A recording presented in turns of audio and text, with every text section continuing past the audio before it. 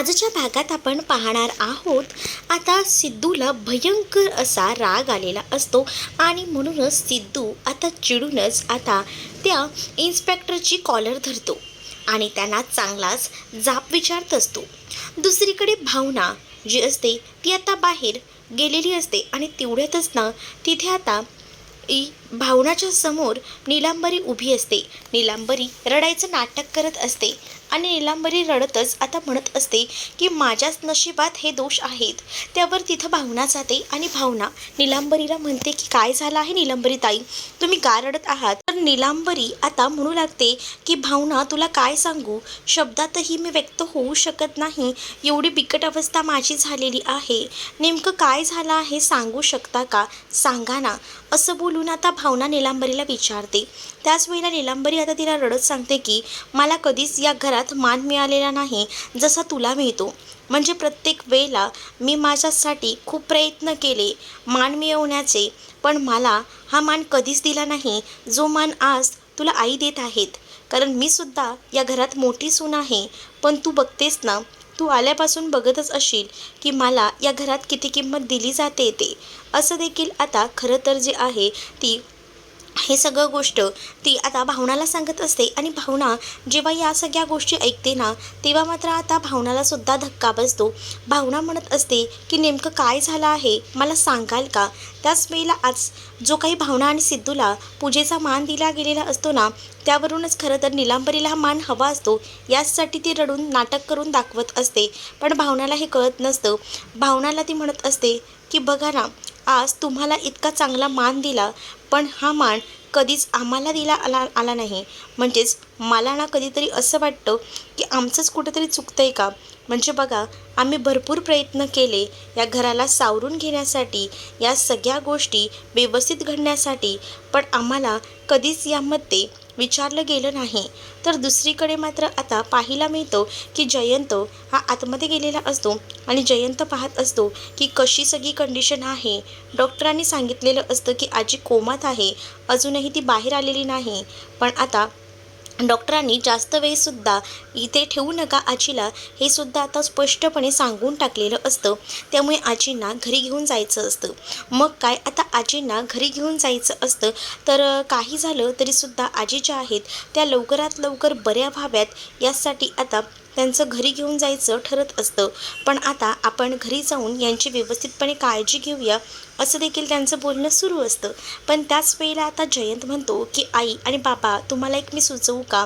मी जर घेऊन गेलो माझ्याकडे तर नाही चालणार आहे का आजीला? म्हणजे माझ्याकडे जर आजी असतील तर आजींची नीट सोयही होईल, माझं त्यांच्याकडे लक्षही राहील, मी व्यवस्थित आजींची काळजी घेईन, अशा भाषेतच तो आता म्हणत असतो.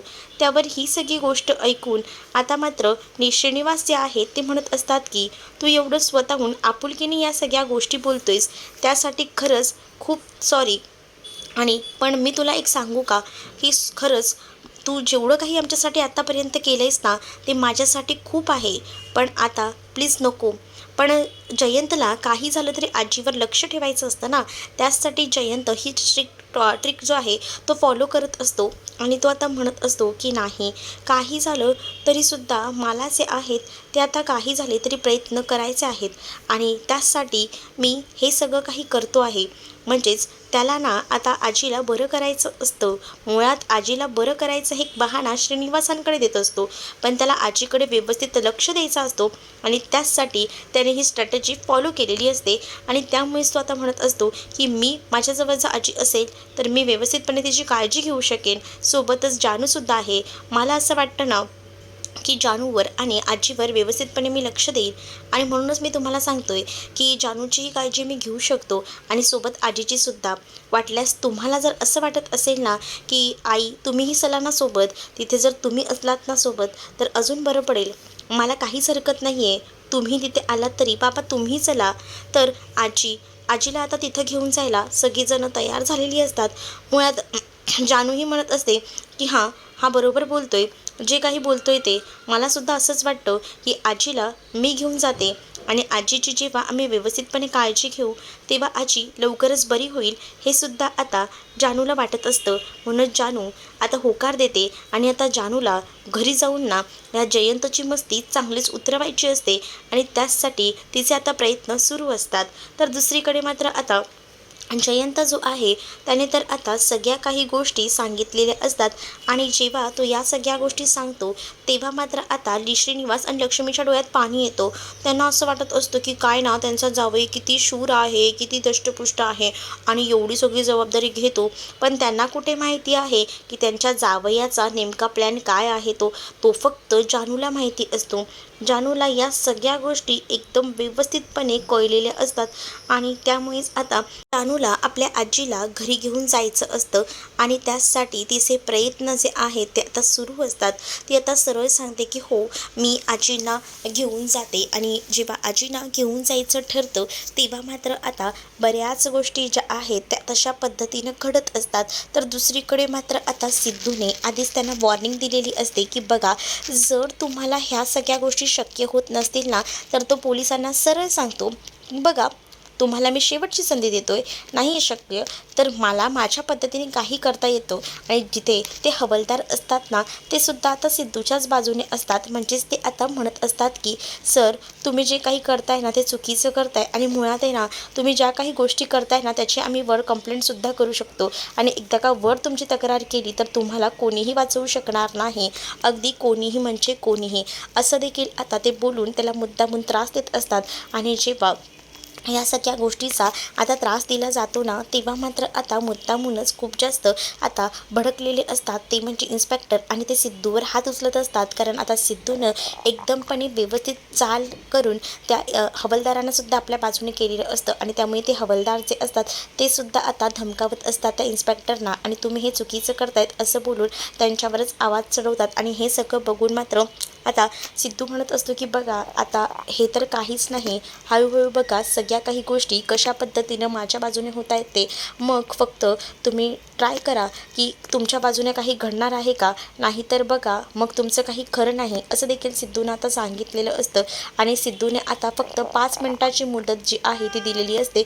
5 मिनिटात जर तुम्ही माझ्या सोयीनुसार काही गोष्टी केल्या नाहीत तर मी सुद्धा माझ्या परीनं मला जे काही करायचं आहे ना ते एकदम पद्धतशीर आता मी करेन, असं देखील त्यांना आता धमकावलेलं असतं. आणि त्यामुळेच आता जे इन्स्पेक्टर असतात ते घाबरलेले असतात आणि इन्स्पेक्टरच्या कॉलचे रेकॉर्ड्स जे असतात ते सुद्धा आता सिद्धूकडे असतात. आणि जेव्हा सिद्धूकडे हे रेकॉर्ड्स असतात ना आणि सिद्धू त्या माणसा थ्रू ते सगळे रेकॉर्ड्स दाखवू लागतो तेव्हा मात्र इन्स्पेक्टर खूप जास्त घाबरलेले असतात. दुसरीकडे मात्र आता सिंचना त्यासोबत आजी गप्पा मारत उभ्या असतात आणि सगळी तयारी झाली का आणि तुझ्या त्या बुजगावण्याला सुद्धा चांगलं तयार कर, असंच काहीसं आजींचं मत असतं. आणि आजी या सगळ्याबद्दल इन्स्ट्रक्शन देत असतात.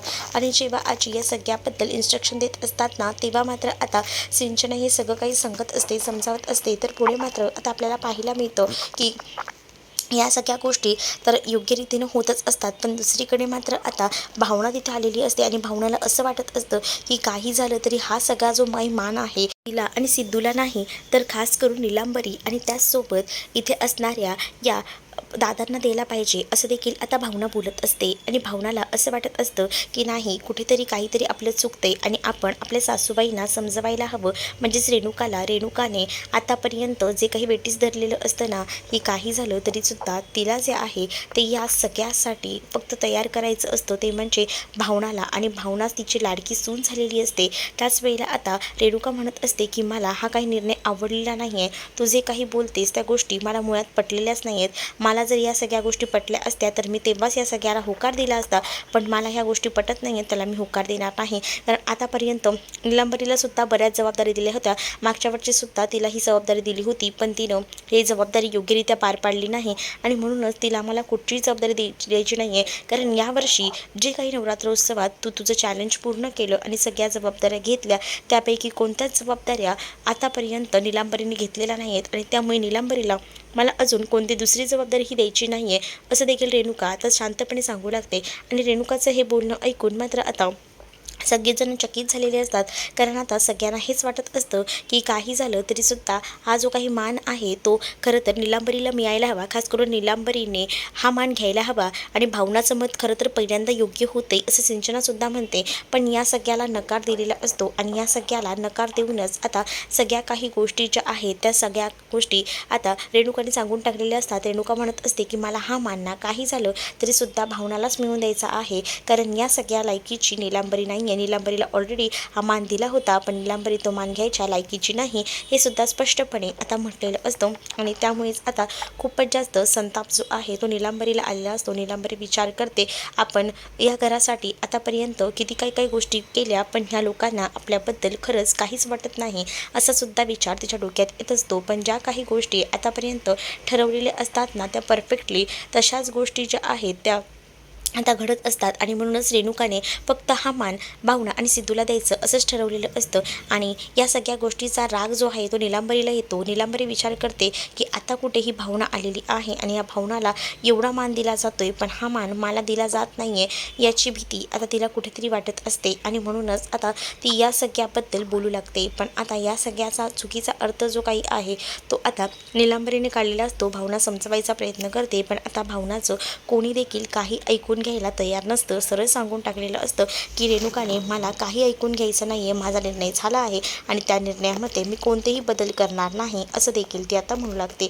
आणि जेव्हा हे निर्णय तिने सांगितलेले असतात आणि जेव्हा तिच्या कोणत्याही निर्णयामध्ये ती बदल करत नाही, तेव्हा मात्र आता खूप मोठा धक्का जो काही आहे तो आता सिंचना आणि त्याचसोबत इथे असणाऱ्या ह्या नीलांबरीला सुद्धा बसलेला असतो.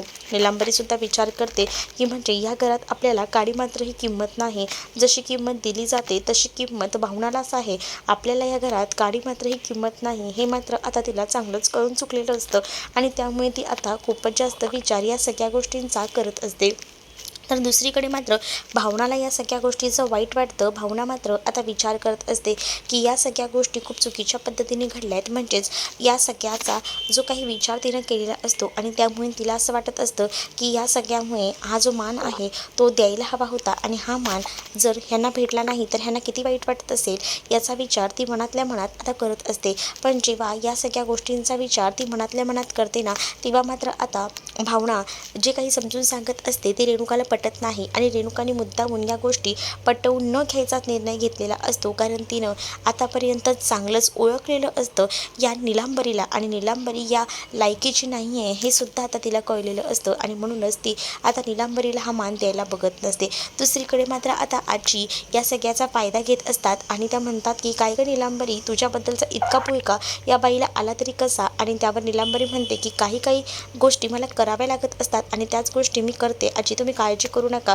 तर दुसरीकडे मात्र आता सिद्धूवर हात उचलायचं काम केलेलं असतं त्या इन्स्पेक्टरने. पण आता जेव्हा सिद्धूवर इन्स्पेक्टर हात उचलतो तेव्हा मात्र आता सिद्धू काही शांत राहत नाही. सिद्धू त्यांना म्हणतो की तुम्हाला काय वाटलं, तुम्ही माझ्यावर हात उचलाल आणि मी या सगळ्या गोष्टी सहन करून घेईल का? तर तुमचा हा गैरसमज आहे. तुम्हाला आता मी दाखवून देतो. सिद्धूने सिद्धूच्या मित्राला सुद्धा तिथं बोलवून ठेवलेलं असतं. दुसरीकडे लक्ष्मी जी आहे तिने बॅग भरलेली असते. आता लक्ष्मीला जानूच्या घरी राहायला जायचं असतं आणि त्याचसाठी तिने पूर्ण तयारी केलेली असते. आणि जेव्हा तिनं पूर्ण तयारी केलेली असते ना, तेव्हा मात्र आता ती तयारीनिशी सगळ्या काही गोष्टी करण्यासाठी आता गेलेली असते. आणि त्याच वेळेला देवाजवळ हात जोडते आणि देवाला आता ती म्हणत असते की देवा, काही झालं ना तरीसुद्धा मला असं वाटतंय की माझ्या सासूबाई लवकरात लवकर बऱ्या व्हायला हव्यात आणि त्याचसाठी मी काही देखील करायला तयार आहे असं देखील ती आता म्हणत असते.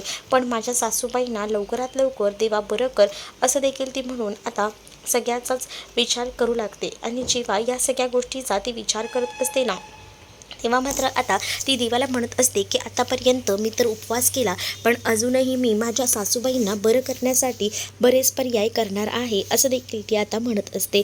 तर पुढे आपल्याला पाहायला मिळतं जयंतने आणि जानूने आता आजीला घरी आणलेलं असतं. आणि जेव्हा जयंत आणि जानू आजीला घरी घेऊन येतात ना, तेव्हा मात्र आता आजीला शांततेत झोपवलं जातं. आणि जेव्हा आजी शांत आता झोपलेली असते तेव्हा मात्र आता जानूला सुद्धा जयंत सांगत असतो की आजी लवकरच बरी होईल, जानू तू काळजी करू नकोस, आजीला बरं करण्याची जबाबदारी माझी आहे ना, मग तू बिलकुल हे टेन्शन घेऊ नकोस असं बोलूनच तो तिला सावरत असतो. आणि जेव्हा तो ही गोष्ट बोलून जेव्हा तिला सावरत असतो ना, तेव्हा मात्र जानूला त्याच्याबद्दल त्याच्या बोलण्याबद्दल काही वाटत नसतं. कारण जानू सगळ्या ह्याच्यातून जात असते आणि जानूला माहिती असतं की हा माणूस कोणत्या लायकीचा आहे ते, आणि त्यामुळेच ना ती या गोष्टीचा जास्त विचार करत नसते. हा उगाचच ना जयंत ज्या काही गोष्टी बोलतोय त्या गोष्टीचा फक्त ती आता विचार करत असते. आणि तिला मुळात आहे ना जयंताच्या ह्या कोणत्याच गोष्टी आता आवडत नसतात. जशी जानू आधी जयंतवर प्रेम करायची तशा गोष्टी तिला कोणत्याही पटत नसतात आणि त्यामुळेच ती आता त्याला सगळा इग्नोर करत असते. कारण तिला माहिती आहे की हा जयंत काय लायकीचा आहे. आतापर्यंत जे काही गुण तिने पाहिलेले असतात त्यावरून आता ती ओळखून गेलेली असते की जयंत किती खालच्या थराला गेलेला माणूस आहे ते. तर दुसरीकडे मात्र आता पाहायला मिळत असतं जयंत जेव्हा जानूच्या बाळासोबत बोलत असतो तेव्हा मात्र जानू एकाही शब्दानं काहीच बोलत नाही. आणि जेव्हा जानू एकाही शब्दानं काहीच बोलत नाही तेव्हा मात्र आता जयंत जो आहे तो म्हणत असतो की जानू काय झालं आहे तुला, तू बोलत का नाही आहेस, काही प्रॉब्लेम आहे का, आणि असं बोलून ना तो तिला सावरायचा प्रयत्न करत असतो. पण जानू आता काहीच बोलत नाही. जानूला जयंत म्हणतो की ठीक आहे, तू ना थोडी आराम कर, फ्रेश हो, तोपर्यंत मी सुद्धा फ्रेश होऊन येतो असं देखील तो आता तिला म्हणू लागतो. त्यावर आता जानू सुद्धा म्हणते की ठीक आहे. तर आता जयंत उठून तिकडनं जात असतो. तर जानूला काही झालं तरी सुद्धा आता जयंतला रूममध्ये बंद करून ठेवायचं असतं. आणि त्यासाठी तिने आता एक युक्ती केलेली असते. तिला ना भयंकर असा त्या जयंताचा राग येतो आणि तिने ठरवलेलं असतं की या जयंतला चांगलीच अद्दल काढवायची. आणि अगदी तसाच प्रकार तिनं केलेला असतो. जसा जयंतला जानू जी आहे ती बाहेर पडते तसं जयंतचा मोबाईल तिथेच असतो. तर जानू आता विचार करते की हीच ती संधी आहे जयंतला ह्या रूममध्ये बंद करून ठेवायची. कारण हा जयंत आतापर्यंत या जयंतने आपल्याला बराच जो आहे तो त्रास दिलेला आहे, पण आता या जयंतला मी सोडणार नाही असा विचार ती करत असते. आणि आता तिनं ठरवलेलं असतं आणि त्या पद्धतीने जयंतचा ती मोबाईल हातात घेते. जयंतचा मोबाईल तिनं हातात घेतल्याबरोबर जयंत आता वॉशरूममध्ये निघून गेलेला असतो. आणि जेव्हा जयंत वॉशरूममध्ये निघून जातो तेव्हा आता तिनं या गोष्टी करायच्या ठरवलेल्या असतात. म्हणजेच काय, तर तिनं आता जयंतला बाहेरून लॉक लावलेलं असतं. तर जयंत मात्र जोरजोरात ओरडत असतो जानू जानू दार उघड, पण जानू काही आता दार उघडायला तयार नसते. जानूने आता सरळ त्याला लॉक लावलेलं असतं आणि तिनं कठोरपणे निर्णय घेऊन आता बाहेर जायचा निर्णय घेतलेला असतो. आणि जेव्हा आता ती बाहेर निघून जाते ना तेव्हा मात्र आता खूपच मोठा धक्का जो आहे तो जयंतला बसतो. जयंत विचार करतो हे जानूनं हे सगळं काय केलं, आणि तो आता जोरजोरात दार वाजवत असतो. जानू दार उघड ना प्लीज ना, जानू दार उघड. परंतु आता जानू काही दार उघडायला तयार नसते.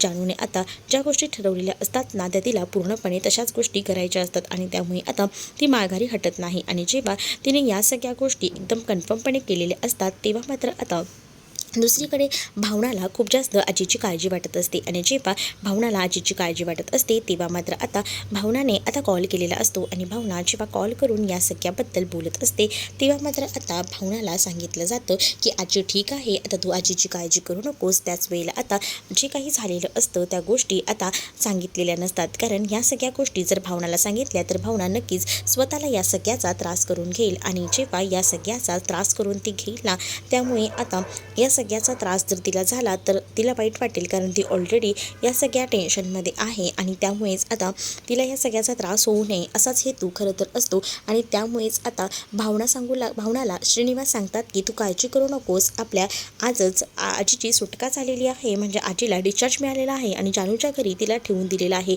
तू काळजी करू नकोस असं देखील आता म्हटलं जातं. आणि जेव्हा या सगळ्या गोष्टी सांगितल्या जातात आणि तेव्हा मात्र खूपच जास्त आनंद जो काही आहे तो आता भावनाला झालेला असतो. भावना म्हणत असते की बाबा इथलं सगळं झालं ना की मी नक्कीच एकदा भेटायला येईन आजीला, तोपर्यंत आजीची खूपच जास्त काळजी तुम्ही घ्या असं देखील आता भावना जी आहे ती बोलत असते. दुसरीकडे जानूने आता लॉक वगैरे लावलेलं असतं आणि जेव्हा या सगळ्या गोष्टी तिनं केलेल्या असतात तेव्हा मात्र आता जानू जी आहे ती ठरवते की काही झालं तरीसुद्धा जयंतला जे आहे ते आता आतमध्ये घ्यायचं नाही. आणि त्यामुळेच तिनं आता योग्यरित्या जो काही निर्णय घेतलेला असतो तो परफेक्ट घेतलेला असतो. तेवढ्यातच दार वाजतं आणि जेव्हा दार वाजतं ना तेव्हा मात्र जानू विचार करते की आता कोण आलं असेल आणि त्यामुळे ती आता खूपच जास्त विचार करू लागते. तर दुसरीकडे मात्र आता जानू विचार करते आणि जानू दारू करते. आणि जेव्हा जानू दारू करते तेव्हा मात्र एक मुलगा आलेला असतो आणि तो मुलगा रेणुका म्हणत असतो की मी ना जयंतचा मित्र आहे. जयंत आहे का? तुम्ही असे कसे येऊ शकता अचानकपणे? मला कळलं नाही. कारण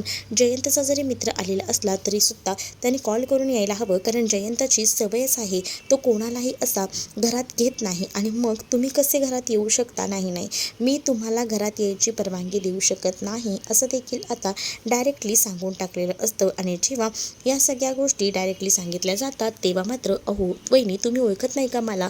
मी जयंतचा मित्र आहे. तुम्ही माहीत नसेल तुम्हाला, पण मी लहानपणापासून जयंतसोबतच होतो. जयंत आणि मी चांगले मित्र आहोत. आतापर्यंत आम्ही दोघांनी खूप टाईम एकत्र स्पेंड केलेला आहे. आणि त्याच वेळेला लहानपणीचा जो आश्रमातला फोटो असतो तो सुद्धा तो दाखवू लागतो. आणि तो फोटो जेव्हा जानू बघते तेव्हा जानू त्याला घरात घेते, कारण जानूला माहिती असतं की हा जयंतचा मित्र आहे, म्हणजे ह्याच्याकडनं काहीतरी आपल्याला माहिती मिळू शकते.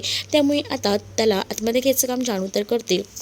त्याच वेळेला आता वहिनी, तुम्ही गैरसमज करून घेऊ नका. काय आहे ना, जयंतचा जेव्हा वाढदिवस असतो ना तेव्हा मी नक्कीच त्याला भेटायला येत असतो. आणि जयंतला भेटायला आल्यानंतर मला त्याला वाढदिवसाचं सरप्राईज द्यायला आवडतं. आजही त्याचा वाढदिवस आहे आणि खास सरप्राईज द्यायला मी आलो आहे. मला असं वाटलं की तुम्ही सेलिब्रेशनच करत असाल म्हणून मी खास सेलिब्रेट करण्यासाठी इथं आलो आहे. नाही, माझी आजी हॉस्पिटलमध्ये ॲडमिट होती, त्याच टेन्शनमध्ये आम्ही होतो आणि आम्ही आजच घरी आलेलो आहे असं देखील जानू आता म्हणू लागते. जानू आता जयंतच्या मित्राला बसण्यासाठी परवानगी देत असते. त्याच जयंत कुठे आहे, काही बोलाय का तुम्हाला? तर आता जयंत थोडं कामासाठी बाहेर केलं असं जानू बोलते, कारण जानूने जयंतला रूममध्ये बंद केलेलं असतं. दुसरीकडे जयंतचा जीव चाललेला असतो. जयंत जोरजोरात दार वाजवत असतो. जानू दार उघड, जानू उघड ना दार, असे का केले जानू तू, असं तो जोरजोरात ओरडत असतो. पण जानूनं आता दिमाग लावून जयंतला चांगलंच आतमध्ये बंद करून ठेवलेलं असतं, कारण ना तिला आता जयंतचा राग आलेला असतो. जयंत आतापर्यंत जे काही वागलेला होता त्या सगळ्या गोष्टीचा ती रागराग करत असते. दुसरीकडे संकल्प प्रतिष्ठान ठाणे इथे आता खरं तर आग्रहाचं आमंत्रण संपतरावांना दिलेलं असतं. संपतराव आता आमदार झालेले असतात आणि त्यामुळे या आरतीचा मान संपतरावांना दिला जातो. पण रेणुकाच्या सांगण्यावरनं सिद्धू आणि भावनाला हा मान दिला जातो. आणि त्यामुळे आता सिद्धू आणि भावनाला हा मान दिला गेलेला असतो. त्यामुळे आता तिथे सगळे जे काही लोक आलेली असतात त्यांच्यासमोरच सगळ्या गाडे पाटील कुटुंबाचा आता एकच जोरजोरात जयघोष केला जातो. संपूर्ण गाडे पाटील कुटुंबीय स्टेजवर येतात आणि त्याच वेळेला एकच टाळ्या वाजतात. आणि जेव्हा एकत्र अशा टाळ्या वाजतात ना तेव्हा मात्र आता सगळ्यांनाच खूप जास्त आनंद झालेला असतो. पण आता सिद्धू तिथे नसतो, कारण सिद्धू पोलीस स्टेशनला असतो. आणि जेव्हा सिद्धू पोलीस स्टेशनला असतो ना तेव्हा मात्र सिंचना इकडे आता मुद्दामूनच स्वतःच्या वडिलांची वाहवाही करत असते. आणि जेव्हा ती स्वतःच्या वडिलांची वाहवाही करत असते तेव्हा मात्र ती आता हरीशची सुद्धा इज्जत ठेवत नाही. हरीशबद्दल विचित्र ती बोलत असते. हरीशला म्हणते की बघितलंस का माझ्या वडिलांचा मान? या सिंचनाचा ना खरंच बेकार असा राग येत असतो. इतका काही वडिलांचा दाखवायचा आहे माझं मान्य आहे, पण आपल्या नवऱ्याला सुद्धा कमी लेखू नये ना. तिनं आता आपल्या नवऱ्याला कमी लेखायला सुरुवात केलेली असते. इथे काही सिद्धू पोचलेला नसतो म्हणून निलांबरीची नुसती बडबड सुरू असते. निलांबरी आजीला म्हणते की बघा अजूनही हा सिद्धू आला नाही आहे आणि बाबांनी घोषणा करून बसले आहेत की लवकरच आरती होणार आहे. पण आता सिद्धू कुठे आला आहे? दुसरीकडे सिद्धू आलेला नसतो म्हणून भावनाही थोडी नाराज असते. भावना विचार करत असते की कुठे राहिले असतील हे, आणि ती सारखी दाराकडे बघत असते की आता येईल हा आता येईल, पण अजूनही काही तो आलेला नसतो. दुसरीकडे रेणुका आता सांगू लागते की जा ना, जरा बघ ना, प्रयत्न कर ना, तू तरी कॉल करून बघ, म्हणजे तू कॉल केलास तर तुझं तरी निदान ऐकेन, माझं काही तो ऐकणार नाही. कारण मला असं वाटते ही आरती तुमच्या दोघांकडनं व्हायला हवी आणि तो माझा मान पूर्ण व्हायला हवा असं मला वाटते, प्लीज असं कर काहीतरी. तर दुसरीकडे मात्र आता लगेचच भावनाने मेसेज टाईप केलेला असतो आणि ती आता मेसेज टाईप करूनच आता सिद्धूला सांगत असते की लवकर संकल्प प्रतिष्ठानात या, कारण आम्ही सगळीच जण तुमची वाट बघत आहोत, कधीपर्यंत येऊ शकता तुम्ही, असं देखील आता ती म्हणत असते. तर दुसरीकडे मात्र सिद्धूने त्या इन्स्पेक्टरवर फोर्स केलेला असतो. इन्स्पेक्टरला सांगितलेलं असतं की बघा 5 मिनिटाच्या आत तुम्ही तक्रार नाही लिहून घेतली तर तुम्हाला आता इथे रेकॉर्डिंग वाजवून दाखवावे लागतील. आणि त्याच वेळेला आता सिद्धूचा जो मित्र असतो ना त्याच्याकडे रेकॉर्डिंग्स असतात, त्या म्हणजे आता त्या इन्स्पेक्टरच्या त्या रेकॉर्डिंग्स वाजवून दाखवल्या जातात. त्याबरोबर तो इन्स्पेक्टर जो आहे तो खूपच जास्त घाबरतो. आता इन्स्पेक्टरने त्याच्यामध्ये खूप चांगलं असं काम केलेलं असतं, ते म्हणजे लोकांकडनं पैसे कसे लुटायचे. आणि ह्याचे सगळे रेकॉर्डिंग्स जे आहेत ते इन्स्पेक्टर साहेबांचे जे आहेत ते सिद्धूकडे असतात. आणि म्हणून सिद्धू जो आहे तो त्यांना अशा पद्धतीने ब्लॅकमेल करतो. आणि जेव्हा तो अशा पद्धतीने ब्लॅकमेल करतो तेवढ्यातच सिद्धूच्या मोबाईलवर भावनाचा मेसेज आलेला असतो. आणि भावनाने मेसेज केल्याबरोबर आता सिद्धूला लगेचच जावं लागणार असतं. म्हणून सिद्धू म्हणतो की मला जायचं आहे, 5 मिनटं तुम्ही तक्रार लिहून घ्या. आणि आता ते तक्रार लिहून घ्यायला तयार होतात, कारण त्यांच्याकडे दुसरा कोणताही पर्याय नसतो. त्यांच्यावर सिद्धूने खूपच चांगला प्रेशर आणलेला असतो. आणि जेव्हा हा प्रेशर सिद्धू आणतो तेव्हा मात्र निमूटपणे इन्स्पेक्टर साहेबसुद्धा आता ती तक्रार लिहून घेतात. आणि जेव्हा ही तक्रार ते लिहून घेतात ना, तेव्हा मात्र आता बोलती जी आहे ती खरं तर बंदच झालेली असते, कारण आता त्यांच्याकडे दुसरा कोणताही पर्याय उरलेला नसतो. आणि जेव्हा ही सगळी गोष्ट ते लिहून घेतात ना, तेव्हा मात्र आता या सगळ्याबद्दल कळलेलं असतं, ते म्हणजे रवीला. रवी आता म्हणत असतो की काय म्हणजेच आता हे सगळं काही ह्यांच्या मनाप्रमाणे होते नाही, मला ह्या गोष्टी आवडलेल्या नाही. काही झालं तरीसुद्धा हे जे काही आहे ते तसं व्हायला नको, माझ्या मर्जीप्रमाणे सगळ्या काही गोष्टी व्हायला हव्यात, असाच विचार आता तो करत असतो. आणि म्हणूनच तो आता प्रचंड असा संतापलेला असतो. त्याला असं वाटत असतं की काही झालं तरीसुद्धा आपण ज्या गोष्टी बोललो आहे त्या गोष्टी तशाच पद्धतीने व्हायला हव्यात, पण जर त्या तशा नाही झाल्या तर प्रॉब्लेम होऊ शकतो. आणि म्हणूनच तो खूपच जास्त विचित्र अवस्थेत अडकलेला असतो. आणि जेव्हा या सगळ्याबद्दल तो आता डिस्कस करत असतो, तो सुद्धा सुपर्णासोबत सुपर्णाला म्हणत असतो की जर या माणसाने या सगळ्या गोष्टी अशा पद्धतीने केल्या ना, तर आपलं काही खरं नाही, आपण मेलोस म्हणून समज. आणि तो असं बोलून तिला खूप जास्त भडकवायचा प्रयत्न करतो. आणि जेव्हा तो ह्या सगळ्या गोष्टी तिला भडकून सांगत असतो, तेव्हा मात्र आता सुपर्णा म्हणत असते म्हणजे आता काय होईल, आपलं काहीच ऐकणार नाही आहेत का, म्हणजे आपल्या मनासारख्या कोणत्याच गोष्टी होणार नाही का, नाहीच होणार आहेत, कारण जर त्याने जाऊन तिथं तक्रार केली आहे तर आपल्या कोणत्याच गोष्टी ग्राह्य धरल्या जाणार नाहीत, ही गोष्टसुद्धा तू लक्षात ठेव, असं देखील आता म्हटलं जात असतं. आणि जेव्हा या सगळ्या गोष्टी ते म्हटल्या जातात ना, तेव्हा मात्र आता खूपच मोठा धक्का जो आहे तो खरं तर सुपर्णाला बसलेला असतो. सुपर्णा जी आहे ती मात्र आता समजवायचा प्रयत्न करत असते आणि ती म्हणत असते मग आता आपल्याला काय करता येईल, पण आता या सगळ्यावर एकच ऑप्शन आहे, तो म्हणजे लवकरात लवकर या सिद्धूला गायब करायचं. आणि सिद्धूला गायब करण्याची सुपारी आता सुपर्णा तिकडनं गेल्यानंतर लगेचच रवीने त्याच्या माणसांना दिलेली असते. आणि रवीनं त्याच्या माणसांना ही माहिती दिल्यानंतर त्याचे जे लोक आहेत ते सुद्धा आता पटकन कामाला लागलेले असतात, कारण त्यांनासुद्धा काही झालं तरीसुद्धा लवकरात लवकर जो काही काटा आहे तो आता काढायचा असतो. दुसरीकडे आता सगळीजण वाट बघत असतात की कधी एकदा सिद्धू येतोय. आणि जेव्हा सिद्धू येईल तेव्हाच ही पूजा होणार असते. मग काय, सिद्धू अजूनही आलेला नसतो आणि म्हणूनच टेन्शन आलेलं असतं.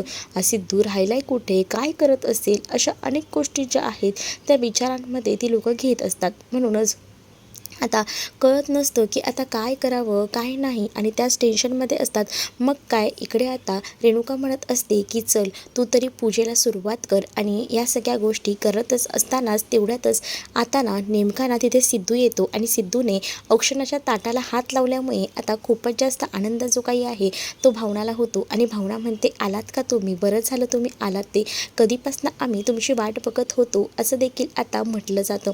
आणि जेव्हा या सगळ्या गोष्टी बोलल्या जातात तेव्हा मात्र आता इथे रेणुकासुद्धा खुश असते. तर रेणुकाला आता खूप जास्त आनंद होतो. आणि रेणुका म्हणत असते की बरं झालंच एकदम टायमिंगवर आला, निलंबरीचं मात्र तोंड पडलेलं असतं. तर सिद्धू म्हणतो की तुमचं काम मी केलेलं आहे, म्हणजेच काय तर आपलं काम एकदम परफेक्ट पद्धतीनं झालेलं आहे. त्यावर भावनाही खुश होते. आणि आता भावनालाही कळतं की तक्रार घेतली गेलेली आहे, आणि त्यामुळे आता ती सुद्धा सिद्धूवर फिदा असते. आणि दोघंही जण आता जोडीनं आरती करतात. आणि दोघांच्या हस्ते ही आरती झाल्यानंतर मात्र निलांबरीला खूप जास्त राग येत असतो. तर तुम्हाला हा भाग कसा वाटला हे नक्कीच मला कमेंटमध्ये सांगा. आणि असेच अपडेट पाहण्यासाठी चॅनलला सबस्क्राईब नक्कीच करा.